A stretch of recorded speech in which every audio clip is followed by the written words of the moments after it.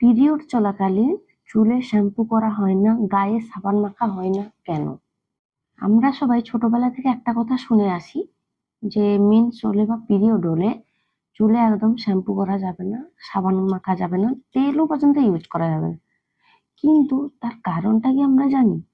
আমরা কেউ জানি না।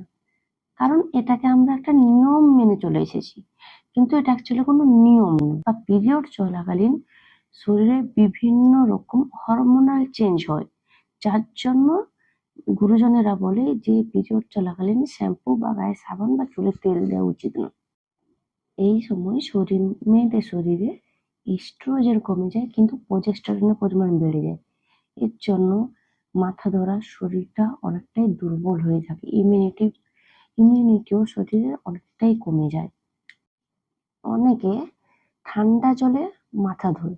এর জন্য কি হয়, আমাদের মাথার যে রক্তনালী সেটা আমাদের সংকুচিত হয়ে যায়, ফলে মাথা ধরা, মাথা ব্যথা, মাথা ঘোরানো ইত্যাদি প্রবলেম শুরু হয়ে যায়।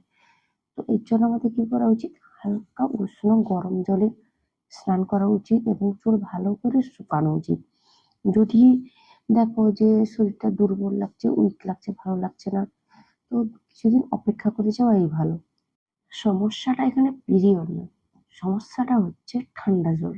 কারণ আগেকার দিনে অনেকের মানুষের ঘরে গ্যাস থাকতো না, গরম জল করার কোনো ব্যবস্থাই থাকতো না, ফলে তারা ঠান্ডা জলে ইউজ করতো। তার জন্য ধরো মাথা ধরতো, বিভিন্ন প্রবলেম হতো। তো সেটাকে তারা কুসংস্কার ভাবে নিয়ম বানিয়ে সেটা চলেছে। কিন্তু সায়েন্স বলে যে পিরিয়ড চলাকালীন যদি তুমি চুল ধো বা শ্যাম্পু করো, সাবান ইউজ করো, সেটা কোনো প্রবলেম নয়। এতে কোনো রক্তক্ষরণও বেশি হয় না, শরীরও দুর্বল হয় না, কোনো অসুখও করে না। কিন্তু তোমাকে সেটা হালকা উষ্ণ গরম জলে স্নানটা করতে হবে।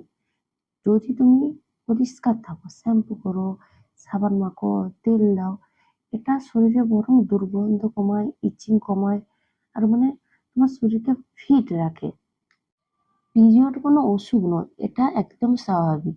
আর এই ভিডিওটি সবাইকে শেয়ার করো, যা অনেক মেয়েরা আছে যারা হয়তো করতে পারবে, কিন্তু তারা নিয়ম ভেবে, কুসংস্কার ভেবে করছে না। অনেক মেয়েরা এর জন্য অপরিষ্কার থাকছে, অনেক রোগও জড়িয়ে যাচ্ছে, যেমন অনেক অনেক রকম। তো সেটা নিয়ে আরেকদিন কথা বলবো। এই যে যে প্রবলেম গুলো, ভিডিওটা যদি শেয়ার করো, অনেক মেয়ে জানতে পারবে যে শ্যাম্পু না করার আসল কারণটি। তো যত পারো ভিডিওটা শেয়ার করো।